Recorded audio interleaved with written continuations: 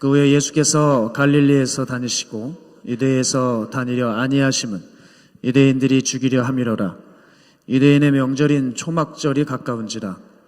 그 형제들이 예수께 이르되 당신이 행하는 일을 제자들도 보게 여기를 떠나 유대로 가소서. 스스로 나타나기를 구하면서 묻혀서 일하는 사람이 없나니 이 일을 행하려 하거든 자신을 세상에 나타내소서 하니 이는 그 형제들까지도 예수를 믿지 아니함이로라. 아멘. 할렐루야. 네, 여러분 정말 반갑습니다. 제가 늘 말로만 듣던 함께 지어져가는 교회에 잠시 섬길 수 있게 돼서 여러분 기쁘게 생각합니다. 이 귀한 교회에 부족한 종을 초대해 주셔서 감사드리고요. 여러분 기쁘시죠? 네, 저만 기쁜 것 같습니다. 네, 마스크를 다 쓰고 계셔서 표정을 잘 볼 수가 없어서 아쉬운데, 여러분 제가 개인적으로 이 미국을 온 소회를 밝히면 저는 어릴 적부터 이 미국을 좋아하게 되었습니다. 그 이유는 제가 어렸을 때 나홀로 집에라고 하는 영화가 있었어요. 맥컬리 컬킨이라는 아역 배우가 아주 열연을 펼쳤는데 그때 이제 크리스마스를 배경으로 나왔습니다. 물론 뭐 내용은 도둑 때려잡는 얘기인데 그 내용들이나 모든 이 미국의 상황들, 뉴욕이 참 그렇게 아름다워 보였어요. 그때부터 제 마음속에 뉴욕을 품었습니다. 할렐루야. 그래서 제가 뉴욕을 또 오게 돼서 이게 웬일인가 제가 꿈을 이뤘습니다. 그리고 9년 만에 또 제가 여기 오랜만에 나타났는데요. 미국을 올 때마다 미국은 선교지는 아니지만 만약 선교사로 부르신다면 난 미국 선교를 하고 싶다 싶을 정도로 이상하게 미국이 동경이 됐습니다. 그리고 특히 이 뉴저지라고 하는 동네는 참 아름다운 것 같아요. 동네만 아름다운 게 아니라 여러분 얼굴도 아름다우십니다. 인상도 참 좋으십니다. 제가 2주 동안 하여간 실실 웃으면서 계속 설교할지도 모릅니다. 저는 강하게 설교를 하는 편인데 여긴 왠지 기분이 좋습니다. 참 아름다운 분들과 아름다운 공간에서 하나님의 아름다운 말씀 증거할 수 있게 되어서 기쁘게 생각합니다. 제가 이제 하나님 말씀 좀 시작해 보려고 하는데요. 여러분도 삶에 목적이 있으십니까? 인생의 목표가 있으시죠? 여러분 목적 없는 인생은 참 불쌍합니다. 왜 살아가야 하는지, 도대체 왜 내가 여기 있는지 깨닫지 못하는 것이죠. 저도 하나님께서 종으로 부르셨어요. 저는 제가 목사가 될 줄은 전혀 꿈에도 몰랐습니다. 처음에 제가 종으로 부름받고 우리 박 목사님을 하나님께서 멘토로 지정해 주셔서 인천에 오르락 내리락 할 때였습니다. 여러분 제가 목사 같습니까? 목사 같나요? 처음에 제가 박보영 목사님 계신 사택에 갔더니 저보고 웨이터 같대요. 아니 내가 왜 무슨 웨이터야? 말이 안 되지 않습니까? 왜 내가 웨이터입니까? 하여간 그때 2000년도 초반에 그렇게 제가 파마를 하고 나타났어요. 머리가 길러서 이렇게 띠를 잠깐 한번 한 적이 있습니다. 머리가 흘러내려서. 그랬더니 저를 종으로 안 보는 거예요. 그러니까 우리 박 목사님 반듯하시지 않습니까? 그리고 거기 종들이 다 반듯해요. 근데 제가 머리띠를 하고 있으니까 아마 충격을 받은 모양입니다. 제가 여러분 자꾸 비웃으시는데 내일부터 머리띠를 하고 나타나는 수가 있어요. 그럼 아마 설교를 잘 들으실지도 모르겠습니다. 어쨌든 제가 종으로 그렇게 부름을 받았는데 목사님과 대화를 나누면서 제 파마는 거기서 끝났습니다. 우리 뉴저지 시민 여러분, 저는 그러나 염색은 한 적은 없습니다. 딱 파마까지만 하고 그냥 그걸로 끝나버렸는데 제 안에 박 목사님을 보면서 목적이 생겼어요. 나도 한번 쓰임 받아보고 싶다. 종이라고 한다면 하나님께 딱 붙들리는 것이 얼마나 영광스러운 일인가, 저는 그런 생각을 했습니다. 근데 그래서 제가 그때부터 계속 기도를 했어요. 하나님 어떻게 하면 쓰임 받을 수 있습니까? 지하철 전도하라고 하면 정말 둘째 가면 서러울 정도로 제가 지하철 전도를 열심히 했어요. 일부러 막 지하철을 일부러 가서 했습니다. 학교 갈 때만 한 게 아니에요. 왜 그랬느냐? 제 안에 각인론이 있습니다. 각인론. 이게 뭐냐? 하나님의 각인이 되려면 좀 충격적인 하드코어로 가야 될 것 같은 거예요. 그래서 지하철을 진짜 열심히 하고 산에 올라가면 내려오지 않았습니다. 정말 매일같이 올라갔어요. 이렇게 하시면 하나님이 나를 기억해 주실까 했어요. 또 박 목사님 노숙인들 섬기지 않으십니까? 노숙인들을 제가 늘 정기적으로 가서 섬겨서 어느 시간이 지나니 형 동생 하는 사이가 되었어요. 그런데 여러분, 제가 지금 돌아보니까 얼마나 겁없는 기도였는지 몰라요. 여러분, 쓰임 받는 분들 혹시 보셨습니까? 자기 생활이 없어요. 우리 박 목사님 또 아프리카 가셨지 않습니까? 제가 겁도 없이 쓰임 받게 해달라는 기도를 너무 많이 한 거예요. 자, 저는 그래서 어떻게 하면 주님 앞에 쓰임 받을 수 있을까? 제 앞에 주어진 것이라고 한다면 최선을 다했어요. 박 목사님이 저를 찬양 인도를 시켜주셨습니다. 주님 앞에 이렇게 이 강단에서 승부를 걸면 되는 줄 알고 너무하다 보니까 그만 성대가 파여버렸어요. 성대 수술을 하고 저는 설교를 못할 줄 알았는데 하나님께서 다 이렇게 회복시켜 주셔서 여러분 앞에 서게 되었습니다.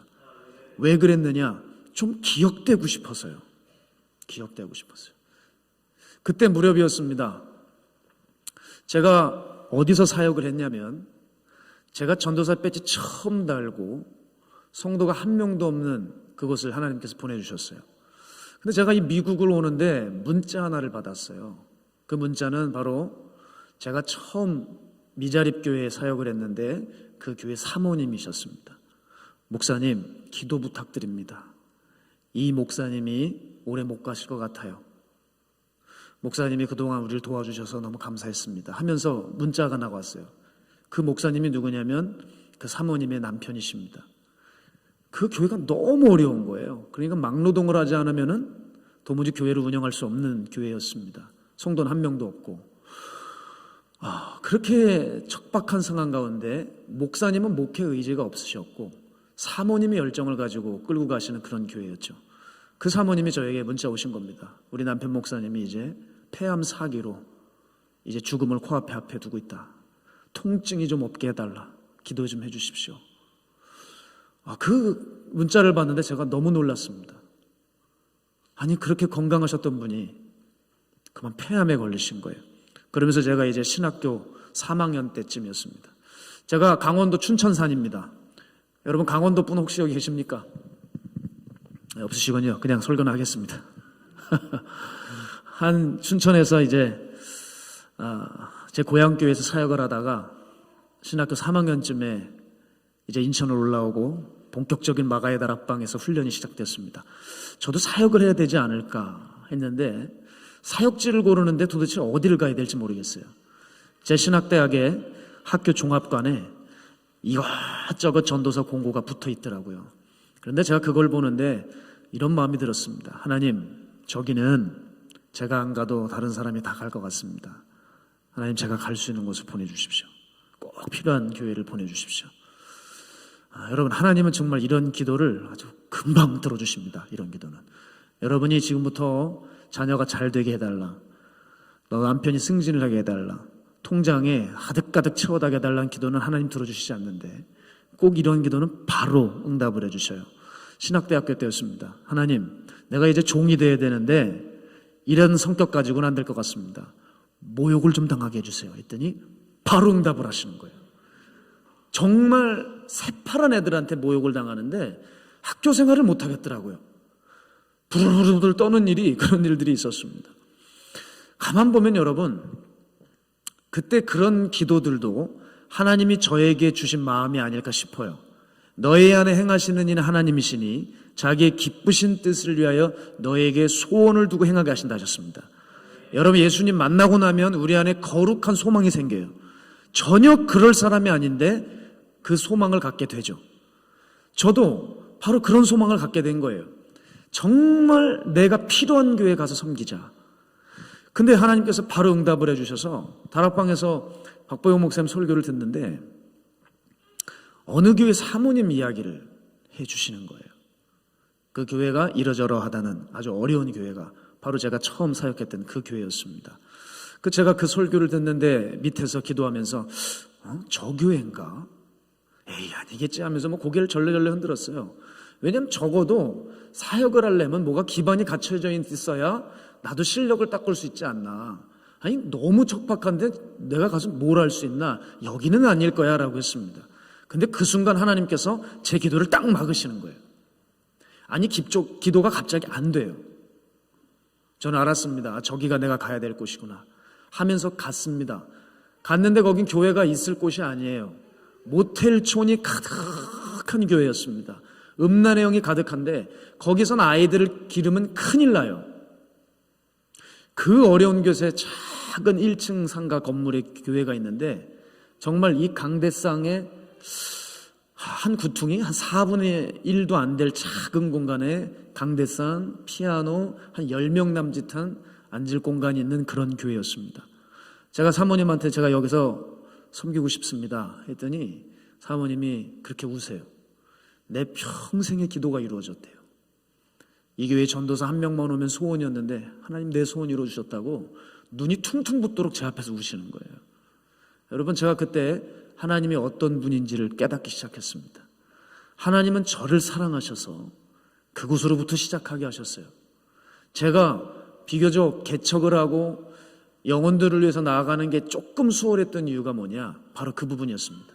성도가 한 명 들어올 때 얼마나 귀한지 제가 알았습니다. 그리고 이 땅의 교회가 얼마나 척박하고 어려운지를 제가 알았어요. 그리고 하나님께서 가장 귀한 사역이 무엇인지 저 그때 깨닫게 해주셨죠. 저를 기초부터 가르쳐주고 싶으셨던 겁니다. 사랑의 여러분, 제가 이쯤에서 여러분과 반드시 나누고 싶은 것이 있어요. 신앙생활이 무엇이냐라는 거예요. 신앙생활. 사람들은 예수님을 믿으면서도 예수 이름만 걸어놓지 자기가 하고 싶은 것 합니다. 제가 신학대학 가서 충격을 받은 게 학생들이 벌써부터 감리교 다니니까 감리사, 감독, 그리고 아주 유명한 교회 담임자, 부목사, 이것이 되고 싶은 게 아주 그냥 뼛속까지 있습니다. 저는 믿음의 동지들을 만나고 싶어 갔는데 그런 게 아니었어요. 만약 예를 들어 사례비를 제대로 주지 않는다, 용돈을 주지 않는다, 학교에서 그 사역지가 거리가 멀다, 그럼 거긴 죽어도 안 갑니다. 거긴 무조건 제외 사역지예요. 아니 어떻게 이럴 수가 있을까? 채 풀 때는 아골골짝 빈들에도 복음 들고 가오리다 그랬는데 순 거짓말이더라고요. 세상에 새빨간 거짓말이 여기 있구나. 여러분, 그런 것들이 꽤 오랫동안 이어왔다고 제 선배에게 들었습니다. 그러니 여러분, 지도자들이 그런 마음을 가지고 있으니 성도들은 뭘 배우겠습니까? 당연히 이기적이고 개인적이고 문제 해결, 소원 성취, 기도 응답입니다. 그걸 이루기 위해서 애를 쓰는 거죠. 그거 이루어주시지 않으면 그때부터 신앙은 나 몰라라 하는 거예요. 여러분, 하나님의 사업이라고 하는 것들도 많아요. 그런데 이게 겉으로는 하나님이라고 포장이 되어 있지만 속에는 자기 야망과 욕심이 가득 차 있습니다. 겉에서 보기에는 주일한다고 엄청 바쁘게 뛰어다니는데 주님은 한 차례도 그 사람의 사역에 동의한 적이 없는 거예요. 여러분, 이게 굉장히 무섭다고 하는 것이죠. 내가 하나님을 섬기고 있는데 내가 원하는 하나님을 만들어 놓고 그 하나님을 얼르고 설렙니다. 그리고 그 하나님이 뭔가를 해주시면 너무 들떠 있는 것이죠. 여러분, 교회가 망가진 이유가 바로 여기 있어요. 교회를 망친 이유는요, 어디 이단들이 찾아온 것도 아니고 무슬림들이 쳐들어온 것도 아니라 교회는 여전히 세상을 사랑하고 있는 내가 망치고 있는 거예요. 맞습니까? 어느 목회자 탓할 거 없습니다. 어느 교회 잘못됐다고 얘기할 거 없습니다. 내가 망가져가고 있단 말이에요. 제가 한국에 갔더니 지지난주였어요. 이 정부가 왜 이렇게 하는지 도무지 제가 이해가 안 되는데 16,000개 교회에 공무원들을 풀어 예배 검열을 보냈습니다. 제가 아직도 기억해요. 설교를 하고 있는데 뒤에서 공무원들이 계속 숫자를 세고 이게 맞느냐 어쩌냐 이러고 있는 거예요. 설교가 되겠습니까? 한국 상황이 지금 이래요. 내가 도대체 이해를 할 수가 없어요. 총동원을 했답니다. 공무원을 보내서 16,000개 교회 중에 3,000개 교회가 예배를 안 드리더래요. 여러분, 이게 3,000개니까 13,000교회는 예배 드리잖아, 이렇게 생각하시면 안 된다는 거죠. 왜요? 그 3,000개 교회에 있는 그 영혼들 어떻게 하시겠습니까? 거기 다 죽는 거 아닙니까? 목회자들 사이에서 코로나 때문에 너무 좋대요. 왠지 아십니까? 이제 예배 준비 안 해도 된다는 거예요. 코로나가 단계가 올라갈수록 셧다운으로 내려버리면 되고 대충 카메라로 찍으면 되고 신방 같은 거 안 해도 되고 목회가 너무 편하다는 얘기예요. 세상에 사람들이 이렇게 길들여져 버리는 것이죠. 한국교회 같은 경우는 망친 신앙이 있습니다. 그게 기복주의 신앙입니다. 그 기복주의 신앙과 함께 짝꿍을 이루는 게 있어요. 그게 이기적인 신앙입니다. 기복주의 신앙이 이기적인 신앙을 만나서 교회가 완전히 무너져 버렸거든요. 사랑하는 여러분, 우리 예수 믿는데 지금 나밖에 없는 것은 아닙니까? 제가 미국을 오다 보니까 예전에 미국에 있었던 어떤 사람의 기록을 보고 내가 이 부분은 꼭 여러분과 나눠야 되겠다고선 적어왔어요. 미국에서 어떤 청년이 길을 가다가 $5 지폐를 주웠습니다. 이게 한국 돈으로는 6,000원어치인데 이게 너무 기쁜 나머지 그 다음부터 땅만 쳐다보면서 땅에 뭐가 있는지 한평생을 그러고 다 살았다는 거예요. 그래서 그 한평생 동안 모은 거를 자랑을 하는데 제가 기가 막혀가지고 적어왔어요. 여러분 들어보세요.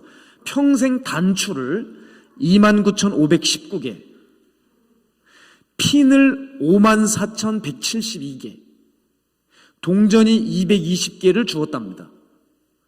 거기다가 바늘까지도 다 모았대요. 여러분, 이 청년이 말로에 어떻게 됐는지를 보여주는데 늙어 죽게 되었을 때 이 청년의 허리가 이렇게 굽어져 있고 성격은 아주 난폭한 상태가 되어 있다는 거예요. 당연한 거 아니겠습니까? 하늘 한번 쳐다보지 않고 땅만 쳐다보고 살았던 그 인생이 그냥 그렇게 되는 건 당연한 것이죠. 여러분, 이 청년 이야기를 지금 잘 들으셔야 됩니다. 여러분, 저는 여러분 원래 스타일이 졸면 깨웁니다. 그러니까 여러분, 우린 정신을 바짝 차려야 돼요. 예배는 생명입니다. 아멘입니까? 예배는 생명입니다. 이 청년 이야기를 들으면 이거 한심한 친구네 이럴 수 있지 않아요? 그런데 여러분, 예수를 믿으면서도 땅의 것만 쳐다보고 있는 우리와 별반 다를 수가 없을 수 있어요. 별반 다른 게 없는 거예요. 그들의 영은 하나님 보시기에 엿가락처럼 혀서 하나님 보시기에 쓸래야 쓸데없는 버림받은 자들이라는 것이죠. 여러분, 이 믿음을 가지고 교회에 들어온다고 한들 그 믿음이 하나님이 알아주시나 하겠습니까? 우리 대체 뭘 믿은 거죠? 오늘 그런 맥락에서 여러분, 오늘 본문은 굉장히 주시하셔야 됩니다. 왜냐하면 예수님의 형제들이 믿음이 없었다고 말합니다. 아니, 믿지 않았다고 합니다. 누가요? 예수님의 형제들이요. 믿지 않았대요. 예수님이 하시는 모든 기적과 이사와 말씀들을 옆에서 듣고 그분의 손끝에서 나는 기적들 다 보고 경이롭게 여겼지만 예수님을 믿지 않았대요. 그 단서는 어디 있느냐? 왜 그렇게 됐느냐? 6장에 나와 있어요. 6장에 예수님께서 벳세다 뜰에서 오병이어를 먹이고 나서 딱 영생의 말씀을 전하시는 거예요. 그때 사람들이 수군거리고 나는 이 말씀이 어렵도다 하는 거예요. 어렵다는 얘기는 뭐냐? 싫다 이거예요. 듣기 싫으니까 그 많은 사람들이 다시는 예수님 옆에 있지 않았대요. 그러고선 바로 7장에 들어오는 겁니다. 그들만 아니라 예수님의 형제들도 믿지 않았다는 것이죠. 자, 이들의 믿음은 뭐예요? 자기 기준대로 정해놓은 믿음입니다. 여러분, 이 믿음입니까? 아닙니까? 대답을 빨리 하셔야 전 설교를 1시간을 해버리는 수가 있습니다. 여러분, 어떻습니까? 이 믿음입니까? 믿음이 아니죠. 여러분, 이거 믿음 아닙니다. 하나님이 개입되시자는 건 믿음이 아니에요. 요즘 사람들도 마찬가지거든요. 복음은 듣기 원해요. 내가 영적인 사람이 되고 싶어 합니다. 그런데 영적인 메시지 던져주잖아요? 그럼 그거 싫어해요. 그래 놓고서 나는 유튜브로 영적인 목사, 영적인 목회자, 영적인 교회 찾고 다녀요. 얼마나 딱한지 모르겠습니다. 복음을 들어도 내가 듣고 싶은 것만 뽑아 들어요. 내가 믿고 싶은 것만 믿어버립니다. 유튜브 시대가 굉장히 위험한 게 뭐냐면 클릭 한 번만으로, 이 손가락 하나로 전 세계에 쏟아지는 말씀을 내가 원하는 말씀만 뽑아가지고 들을 수 있는 시대가 되었어요. 신기하지 않습니까? 내가 어느 목사님이 설교와 강의를 듣고 싶으면 이제는 더 이상 비행기 끊을 필요 없습니다. 손가락 하나면 그 사람 설교를 들을 수 있습니다. 그런데 이것 때문에 지금 얼마나 사람들 안에 영적으로 타락하고 변질되고 오염되어 가고 있는지 모르겠습니다. 사랑하는 여러분, 참된 믿음은 무엇이라고 생각하십니까? 참된 믿음, 예수를 아는 것이 아니라 예수를 따를 수 있어야 됩니다. 아멘이시죠? 따를 수 있어야 돼요. 만약에 예를 들어 아우, 임준영 목사님 유튜브에서 보다가 직접 보니까 더 멋있으십니다. 만약 그러시고 저한테 와서 사랑을 저기 너무 무섭게 쳐다보지 마십시오. 제가 잘못했어요. 정말 무섭게 쳐다보시는데 제가 잘못했습니다. 다시는 이런 얘기 안 하겠습니다. 당신 보니까 너무 좋고 너무 근사하다. 그런데 만약에 제가 오토바이를 한 대 끌고 있습니다. 성도님 뒤에 타시죠. 저랑 같이 가시죠. 근데 목사님 못하겠어요. 나 이거 탔다가 사고 날 것 같아서 죄송합니다. 못하겠어요. 하면 저를 믿는 겁니까? 안 믿는 겁니까? 이렇게 하면 2시간 가는 거죠 뭐. 네, 저는 2시간 괜찮습니다. 여기 설교문 잔뜩 들어있거든요. 그냥 아무거나 빨리 꺼내서 할 수 있습니다. 이건 믿음이 아니라 말장난이지요. 참된 믿음은 따르는 믿음입니다. 어린 양이 어디로 이끌든지 내가 따를 수 있어야지 그게 믿음이라는 것입니다. 진짜 믿음이 뭐예요? 오병이어로 인해 기적이 난무한 그 벳세다 뜰에 가 있는 것이 아니라 갈보리 언덕까지 가야 됩니다. 진짜 믿음은 벳세다들까지 모이는 게 아니라 갈보리 언덕까지 오를 수 있어야 돼요. 진짜 신앙은요, 갈보리까지 가야 돼요. 갈보리를 통과한 사람만이 오순절 마가의 다락방의 성령의 역사를 경험할 수 있습니다. 여러분, 갈보리가 있으십니까? 십자가가 있으십니까? 그것은 없고 내가 하나님만 알고 하나님이 권능자라는 것만 알고 있으면 그거는 귀신의 신앙이라고 성경은 말하고 있어요. 귀신의 신앙. 야, 하나님이 한 분인 줄 아느냐? 잘 아는도다. 귀신들도 알고 믿고 떤다. 여러분, 우리가 신앙은 한 끗 차이예요. 내가 그분을 따르느냐 따르지 못하느냐에 따라서 내가 십자가 중심의 신앙이 될 수도 있고 참신앙이 될 수도 있고 귀신의 신앙이 될 수 있어요. 제가 참 존경하는 목사님이 있습니다. 이용도 목사님, 이런 말씀을 해주셨어요. 예수를 갖다가 너의 마음에 맞게 할 것이 아니라 너를 갖다가 예수께 맞게 해라. 이것이 여러분 믿음의 본질이라는 것이죠. 저는 그래서 예수님께 맞추려고 애를 쓰다 보니까 당연히 미자립교회에 대해 갈 수밖에 없어요. 내 뜻이 아니라 하나님 뜻을 조금씩 배워가기 시작을 했습니다. 이제 그 교회에 들어갔습니다. 여러분, 성도가 딱 한 명 있는데 어른 성도는 없고요. 초등학교 4학년짜리 아이가 거기 앉아있더라고요. 근데 그 아이가 얼마나 사모님에게 신앙교육을 잘 받았는지 성경 구절을 줄줄줄줄 외워요. 그리고 학교 가서도 날마다 기도하고 전도하고 저하고 함께 사역을 하면서 아이의 꿈이 바뀌었어요. 전사님, 저도 전사님처럼 전사님 다녔던 신학대학교를 가고 싶습니다. 그래요. 그래서 야, 너 진짜냐? 너 거짓말하지 마. 그랬더니 애가 갑자기 닭똥 같은 눈물을 흘려요. 나는 꼭 전사님 같은 그런 목회자가 되겠대요. 제가 얼마나 기쁜지 저는 그때 하나님께서 저에게 부교육자를 주셨습니다. 그 아이를 데리고 정말 그 교회를 세워갔어요. 동네 일대에 열심히 가 전도했는데 하나님의 은혜로 30여 명을 보내주셨어요. 거기서 신나게 애들에게 막 기도하고 애들 방언받게 하고 우리는 찬양도 다른 거 안 했습니다. 애들은 저를 만나고 딱 보혈 찬양 3곡밖에 모릅니다. 어린이 예배인데 보혈 찬양밖에 몰라요. 그런데 그 찬양에 아이들이 눈물을 흘리고 통성으로 기도하고 정말 제가 사역할 만했습니다. 그런데요, 박 목사님께서 이제 다음 교회로 가야 한다 하면서 20명 되는 교회를 저를 보내셨거든요. 그런데 이 아이하고 헤어지게 되었어요. 한 6개월 정도는 연락이 되었습니다. 근데 그때부터 끊어진 거예요. 제가 지금도 그 일 생각하면 너무 가슴이 무너져요. 막 죄책감이 밀려옵니다. 제가 그래서 시간이 조금 지나서 어느 날 그 아이가 잊혀지지를 않아 하나님, 제가 그 아이 다시 데려와야 되겠습니다 하면서 알아봤습니다. 수소문을 했더니 너무 감사한 게 저희 근처에 있었더라고요. 마가의 다락방 기도원 밑에 성남중학교라고 있는데 거기 아이가 중학교 3학년으로 다니고 있었어요. 그러니 얼마나 제가 기대감에 부풀었겠습니까? 전화했더니 그 담임 목사님을 알게 돼서 그 아이를 만나게 해주겠다는 겁니다. 그래서 제가 선물을 준비해서 그 교무실로 갔지 않습니까? 가서 이제 아이를 데려오시겠대요. 쉬는 시간이 딱 되었습니다.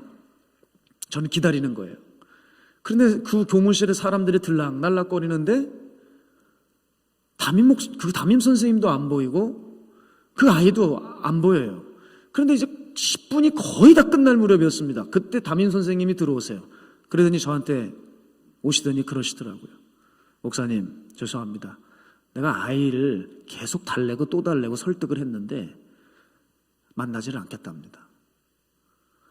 어쩔 수 없습니다. 저희가 만나지 않겠다고 하는 아이를 법적으로 만나게 해드릴 수가 없습니다. 댁으로 돌아가셔야 되겠습니다. 제가 사왔던 선물을 그 선생님 손에 쥐어주고 이거 꼭 전달해 주세요. 돌아오는데 제가 얼마나 상실감이 심했겠습니까? 왜냐하면 여러분, 그 아이를 알아보니 이젠 세상의 아이가 되었더라고요. 벌써 중학교 아이인데 여자아이를 끌어안고 있고 신앙은 다 버린 아이가 되어버렸어요. 그때 하나님 앞에 얼마나 죄송했는지, 내가 끝까지 그 아이를 붙들었다면 지금 살았을 텐데.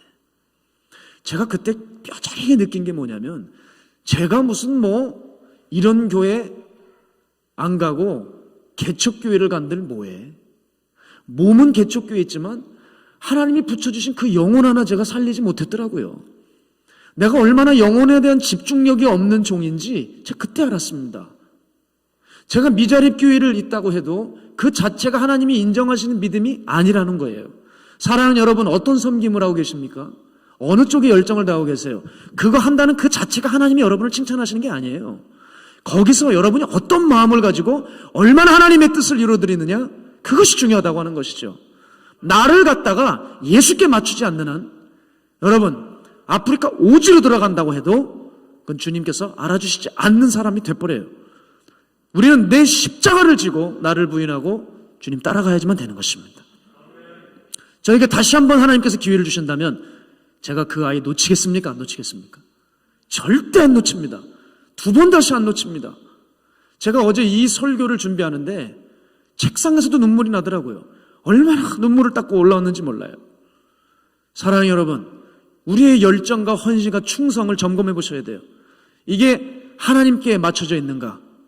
입술로는 하나님을 위해서예요 그러는데 그가 한꺼풀만 딱 벗겨버리면 거기 내 욕심이 있고 내 만족이 있다고 한다면 하나님 우리를 받으실 수 없어요. 아무리 종교적인 언어로 종교적 명분을 갖다 붙여보십시오. 하나님은 냄새난다고 고개를 돌리실 것입니다. 여러분, 우리 교인들의 모습 혹은 거대해진 한국교회의 모습이 바로 저는 성경에 보면 삼손이라고 생각했어요. 여러분, 삼손을 여러분 잘 보셔야 됩니다. 삼손은 지금 현재 교회의 상황이기 때문입니다. 사사기에 보면 가장 안타까운 사사가 삼손입니다. 왜냐하면 다른 사사들은요, 하나님께서 후일에 부르셨어요. 그런데 삼손은 뱃속에서부터 수태고지를 하셨습니다. 너를 내가 나시린으로 사사로 써서 이 블레셋에게서 이스라엘 민족들을 구원하리라, 주님께서 말씀하셨거든요.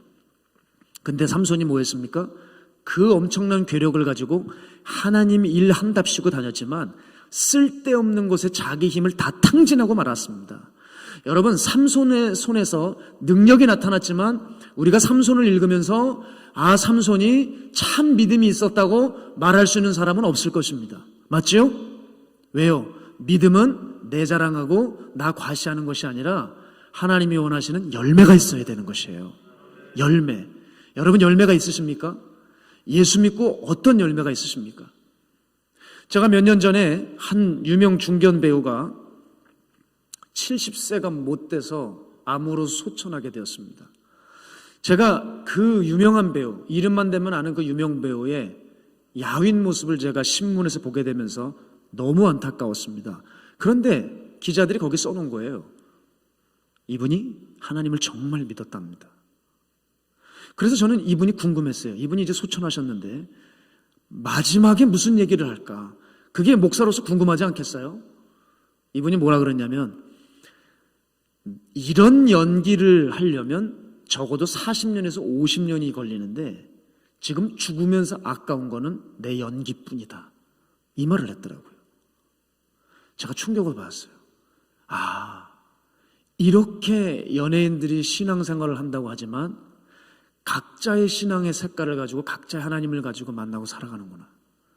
여러분, 만약에 이분이 진짜 신앙인이었다면 이렇게 고백을 했었어야죠. 나는 하나님의 은혜로 이 땅에서 너무 많은 사람들에게 과분한 사랑을 받았습니다. 난 정말 죽을 죄인인데 하나님이 나를 구원해 주셔서 감사합니다. 만약에 그 한마디만 그 기자와 인터뷰를 했으면 한국이 그녀의 죽음을 보고 충격을 받았을 거예요. 정말 종들이나 성도들이, 교회들이 깨어났을 수도 있습니다. 왜 이렇게 유명인사나 끌끌한 사람들이 신앙에 대해서 얘기를 할 때 보면 이렇게 빗나가 버리는지 모르겠어요. 여러분, 신앙인이라고 한다면 이럴 수 없지요. 그 이유는 뭐예요? 예수를 영접했어도 바른 믿음을 배우지 못했기 때문입니다. 여러분, 우리도 얼마든지 이렇게 될 수 있어요. 여러분, 여기 있는 저는 이러지 못하겠습니까? 저도 이렇게 변질될 수 있어요. 얼마든지 예수님 말고 좋은 게 많은 사람이 될 수 있어요. 그러니 우리가 진리를 날마다 듣고 배울 수 있다는 것은 엄청난 유익이죠. 조 목사님을 통해서 진리를 배우고, 이번에도 박 목사님 오셔서 얼마나 많은 신앙의 A부터 Z까지 알려주셨겠어요. 그렇죠? 이게 여러분 얼마나 복인지 몰라요. 마지막 시대에 정말 챙겨야 될 신체 부위가 있어요. 그게 귀예요. 여러분, 이 들을 수 있는 귀가 막혀버리면 그 영은 지옥 가야 됩니다. 사람은 자기 마음 안에 있는 것이 들리게 되어 있어요. 그런데 그 진리가 안 들리면 여러분의 신앙은 여러분 가짜입니다. 그리고 불신앙은 무엇이냐? 그 진리를 소홀히 하면 불신앙인 거예요. 불신앙은 예배 안 드리는 게 불신앙이 아니에요. 예수님의 진리를 모르는 게 불신앙이란 말이에요. 근데 사람들은 귀는 신경 쓰지 않고 뭐만 합니까? 눈만 신경 쓰는 거예요. 눈만. 내 보이는 것을 탐하는 거예요. 그러니까 신앙은 확 빗나가 버리고 마는 것이죠. 그것의 대표주자인 사람이 누가복음 12장에 나오는 사람이에요. 자기가 부자인데 그해 곡식이 너무 잘 돼서 그 곡식을 거두어 창고에 쌓아놨던 그 부자 아시죠? 그 부자를 향해 주님 뭐라 그러시죠? 어리석은 자야, 오늘 밤에 내 영혼을 데려간다면 네가 그동안 쌓은 것이 무엇이 유익하겠냐. 바로 이렇게 하나님에 대해서 부여하지 않고 자기에게 부여한 자가 이와 같으리라 주께서 말씀하셨습니다. 여러분, 우리의 눈과 귀가 오직 하나님을 향해야 될 때입니다. 마지막 때라서 선자는 넘어지게 만들 것이고 정말 하나님이 택한 자도 미혹하여 꼬꾸러뜨리는 시대입니다. 여러분, 우리가 정신 바짝 차리지 않으면 안 돼요. 여러분의 눈이 지금 뭘 쳐다보고 있는지 생각해 보십시오. 자녀 입시나 통장이나 사업 수완이나 이런 데 잔뜩 여러분 신경 쓰고 있습니까? 제가 저희 교회에서 늘 얘기하는 게 있어요. 우리는 하나님의 성도다. 성도면 성도로서 자존심을 좀 지키자는 거예요. 땅의 것을 그렇게 혈안이 되어 있으며 내가 하나님의 자녀라고 하고 내가 교회에서 장로고 권사고 그럴싸하게 종교적인 제스처 취하고 교회 생일 빠삭하게 안다고 해서 뭐가 달라지겠냐는 것입니다. 우린 조심해야 돼요. 제가 이번에 비행기를 타고 오면서 깨달은 게 뭐냐, 야, 내가 살았던 동네가, 내가 이렇게 중요하게 여겼던 이 동네가 정말 이렇게 아무것도 아니었나 싶었습니다. 비행기가 창공으로 오를수록 사람들이 애지중지한 게 보여지질 않고 점이 되어버리더라고요. 그렇게 한참 하늘에 올라가다 보니 내가 믿고 의지했던 것이 이 세상의 부분이었구나. 올라갔더니 전체가 보이기 시작하더라고요. 여러분, 예수 믿는 게 왜 유익한 줄 아세요? 철이 금방 든다고 합니다. 예수를 믿으면, 예수님을 소유하게 되면 보는 게 달라져요. 부분에만 혈안되어 있던 우리들의 그런 관점이 전체를 볼 수 있는 눈으로 바뀌는 거예요. 여러분, 그 예수님을 소유하셨습니다. 기쁨이 있으십니까? 전체를 보는 그 눈이 생기는 거예요. 따라서 우리 무엇을 해야 되느냐? 나를 하나님께 맞추는 신앙의 기초를 다져야 된다는 것이죠. 그것이 점검 같은 신앙이고, 이 신앙을 달라고 오늘부터 기도해야 될 것이고, 우리 삶에 고난이 닥칠지라도 고난을 통해서라도 이 믿음 달라고 우리는 기도해야 될 것입니다. 하나님은 제 삶에 이렇게 이 모양 저 모양으로 다루셨어요. 그 일례로 한 가지 말씀을 드리면, 저희 교회에도 어떤 분들이 오셨냐면, 요즘 그렇게 한국에 탈북민들이 늘어나고 있습니다. 근데 탈북민들이 방치가 되고 있어요. 심각하게요. 근데 어떤 분을 통해 탈북민이 저희 교회에 전도가 되어 잠깐 오셨습니다. 그래서 제가 그분을 볼 때 너무 기쁜 거예요. 야, 저분 얼마나 순수한 신앙일까. 그런데 예배를 드리는데 어느 날 안 보이세요. 어디 가셨지? 알아봤더니 서울에 어디에 있는 그 병원에 입원을 하셨다는 겁니다. 그래서 제가 기도를 해드렸어요.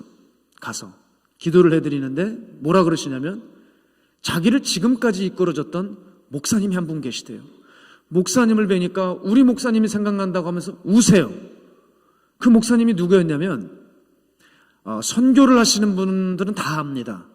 이 북한과 중국 국경 지역에서 탈북민을 활발하게 건져서 신앙으로 일으켰던 바로 한충렬 목사님이라는 분이에요. 바로 이분이 자신을 건져서 이렇게 신앙인으로 만들어줬대요.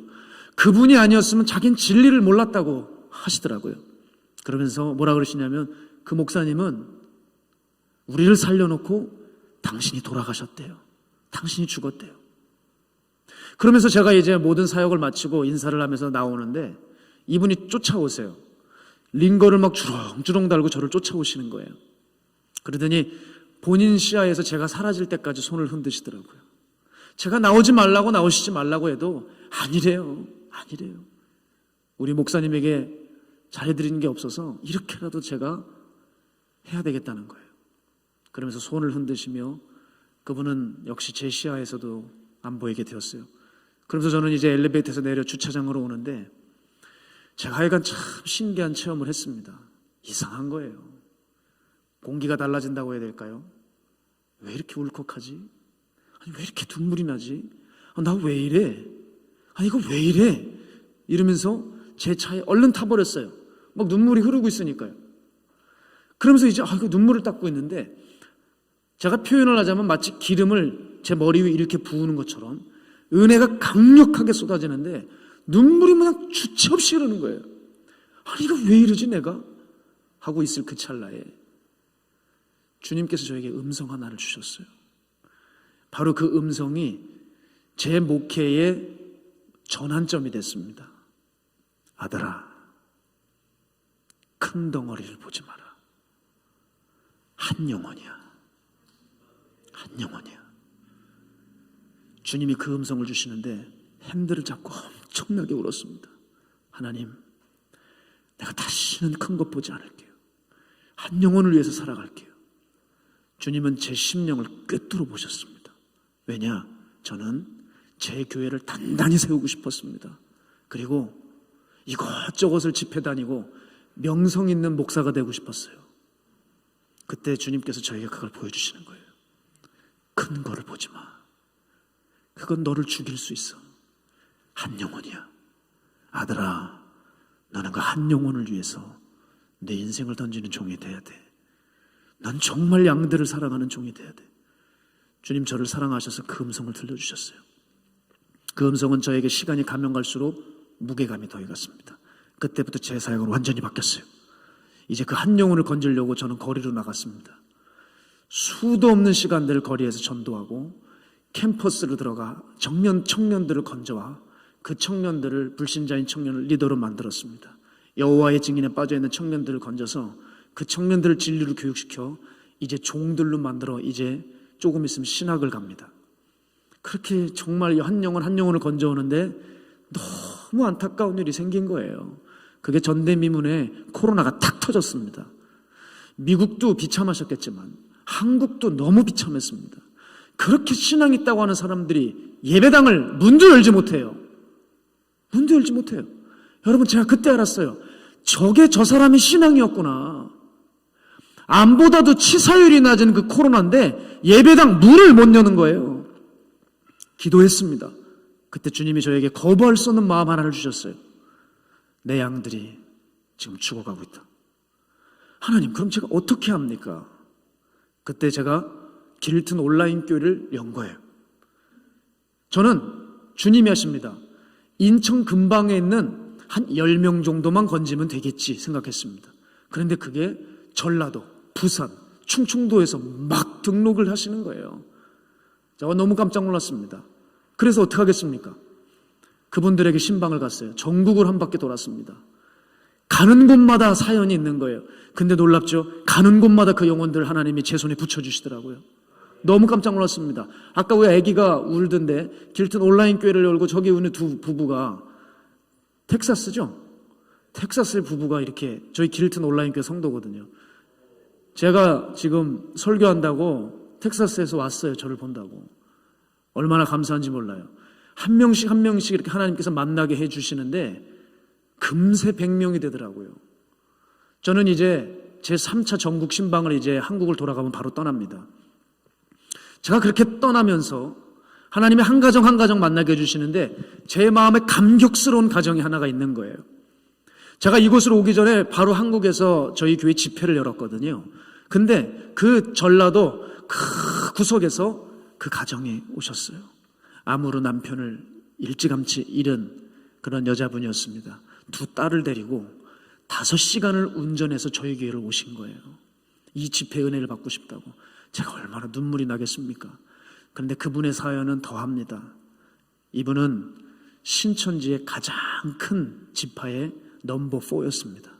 이만희 총회장을 실제로 보고 그 사람이 하는 말들을 다 기록하는 사람이었어요. 신천지를 다 해부해 줬습니다. 저에게. 기가 막히더라고요. 근데 이분이 뭐라 그러시느냐, 목사님 너무 고통스럽대요. 왜냐하면 신천지에는 이 초등교육이 있답니다. 이 초등교육은 50강으로 이루어졌는데 이걸 한 번만 받고 나면 못 빠져나간대요. 이미 초등교육만 끝나면 세뇌가 딱 돼서 중등으로 넘어간 순간 아무리 해도 그 사람은 빼올 수가 없대요. 근데 그 사람을 완전히 세뇌시키는 것이 뭔지 아십니까?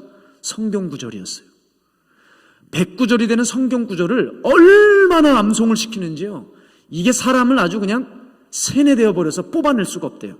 제가 진리의 말씀을 강력하게 전하는데 그 신천지에서 배운 구절들이 진리하고 부딪히더라는 거예요. 너무 괴롭대요. 목사님, 나 이거 어떻게 해요? 나 여기서 빠져나오고 싶대요. 그런데 놀랍죠. 믿음은 들음에서 납니다. 계속 진리의 회심의 메시지를 전했더니 그 자기를 붙들고 있던 그 거짓 진리들이 부서지기 시작하더라고요. 그리고 복음에 잡히기 시작했습니다. 그리고 이제는 어디든 가서 예수님을 증거하고 저희 교회까지 오시는 거예요. 사랑하는 여러분, 저는 말씀의 조란 종이지만 오늘 저와 함께 말씀을 나누고 앞으로 2주 동안 계속 진리의 복음을 제가 전하려고 합니다. 이 복음을 제가 나름대로 열심히 증거할 테니 여러분 성령님을 붙들고 이 예배에 찾아오세요. 제가 바라기는 이 교회 기도가 회복되기 원합니다. 말씀이 회복되기 원합니다. 사람들이 들어오면 영적으로 눈이 열려서 십자가를 바라보고 내가 어떤 처지인지 깨달아 하나님 내게 주신 생명이 너무 귀해서 하나님 앞에 나오는 것 자체가 감격스러운 여러분 그런 성도들 일어나셔야 됩니다. 여러분 이 교회를 통하여 하나님께서 이 뉴저지 일대를 살리실 줄 저는 믿습니다. 여러분 그런 자부심 없이 여러분 이곳에 오십니까? 주님이 함께 해주실 거예요. 자격 없는 이 무익한 종, 그 제 차에서 그 은혜의 기름을 부어주시고 한 영혼을 제 가슴에, 그 단어를 제 가슴에 새겨주신 그 순간부터 제 나름대로 아무도 모르게 열심히 다녔습니다. 그럴 때 한 사람 한 사람씩 살려주시는데 제 삶의 열매가 가득하게 되었어요. 그리고 하나님이 선물을 주셨습니다. 바로 여러분을 만나게 해주신 일이에요. 아멘을 크게 해보시기 바랍니다. 설교 다 끝났습니다. 여러분을 만나게 해주셨어요. 너무 감사하더라고요. 제가 어떻게 미국으로 올 수 있겠습니까? 제가 하나님 앞에 헌신한 결과라고 저는 생각해요. 아, 하나님 나에게 위로해 주시는구나. 또 위로해 주시는구나. 귀한 분들을 만나게 해주시는구나. 이 모든 게 너무 감사해서 박 목사님과 박 목사님 가족들은 모르지만 제가 몰래 엄청 울다가 나왔습니다. 어젯밤에도 그렇게 눈물만 나더라고요. 열심히 그렇게 손으로 눈물을 훔치다가 제가 이 자리에 섰습니다. 말씀을 정리하고 싶습니다. 여러분 우리의 믿음은 지금 어디에 묶여 있습니까? 헛된 것입니까? 아니면 유익한 것입니까? 신앙의 연수는 우리에게 차오르는데 여러분 우리는 점점 더러운 그릇이 되어가고 있는 거 아닙니까? 여러분 질그릇, 깨지기 쉬운 질그릇이라도 괜찮으니 주인의 손에 쓰임받는 그릇이 되셔야 됩니다. 성경은 예수님 옆에 있던 예수님의 형제들도 별 수 없이 믿음이 없었다고 말해요. 믿지 않았다고 합니다. 여러분 어떤 믿음을 가지고 계십니까?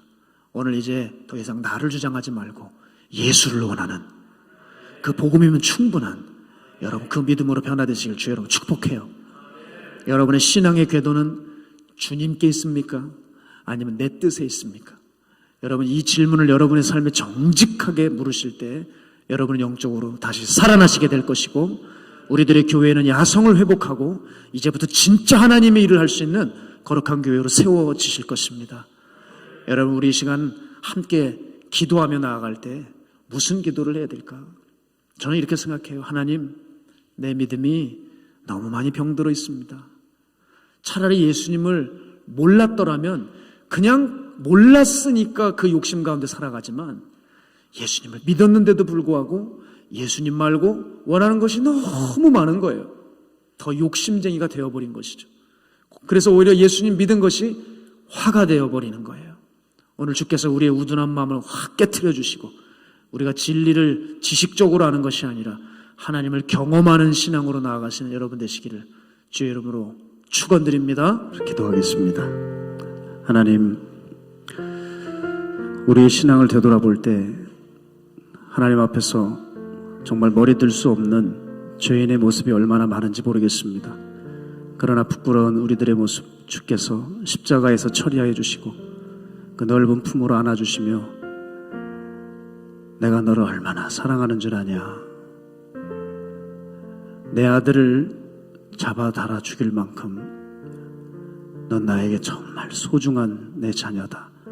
주께서 이렇게 품어주시고 십자가 앞에 나올 수 없는 우리들을 이곳까지 이끌어 주셔서 당신의 생명을 우리에게 허락해 주신 은혜 참으로 감사드립니다. 이제 하나님, 우리가 살 길은 정해져 있습니다. 은혜를 받은 자답게 은혜로 살게 하여 주시옵시고, 더 이상 나의 뜻을 주장하지 않고 예수님만 사랑할 수 있도록 붙들어 주시옵소서. 한 영혼이 천하보다 귀하다 하셨습니다. 오늘 이 뉴저지 땅에 우리 귀한 성도님들, 오늘 진리의 말씀을 통하여 속사람이 거듭나게 하시고 한 영혼 한 영혼이 또다시 거두어지고 건져지고 하나님의 용사로 세워질 수 있는 귀한 계기가 되게 하여 주시옵소서. 부족한 종 너무나도 부끄럽고 하나님 보잘것없지만 성령께서 잠시나마 이곳을 섬기게 할 때 얼마나 주님 우리 성도님들을 사랑하시는지 우리 서로에게 감격이 되는 시간 꼭 되게 하여 주시옵소서. 주께서 이제 예배의 포문을 열어주셨습니다. 이제 남은 시간까지 성령님께서 주관하여 주시는 강력한 예배가 되게 하여 주셔서 예배 후엔 많은 영혼들이 살아나 주의 영광을 위해서 달려가게 하여 주시옵소서. 드려진 예물 위에 주님 기도합니다. 이렇게 하나님 주님 앞에 충성할 수 있는 사람들이 삶의 제사를 먼저 드리며 우리의 물질도 아낌없이 드릴 때 하나님 흠양하여 주시고, 주님의 눈물, 주님의 마음이 머문 그곳에 하나님께서 귀하게 이 옥합을 받아 주시옵소서. 주님의 옷을 주님께 드리는데 인색해 하지 않게 하여 주시옵시고, 더 드리지 못해 안타까워할 수 있는 우리들의 심령 되어 하나님 모든 것이 다 주의 것이오니 주님 홀로 영광 받아 주시옵소서. 이 예배의 주인 성령님이십니다. 하나님, 부족한 종 예배를 집례했으나 우리 성령님께서 모든 것들을 주관하여 주시옵소서. 살아계신 예수님의 이름으로 축복하옵고 기도드렸습니다. 아멘.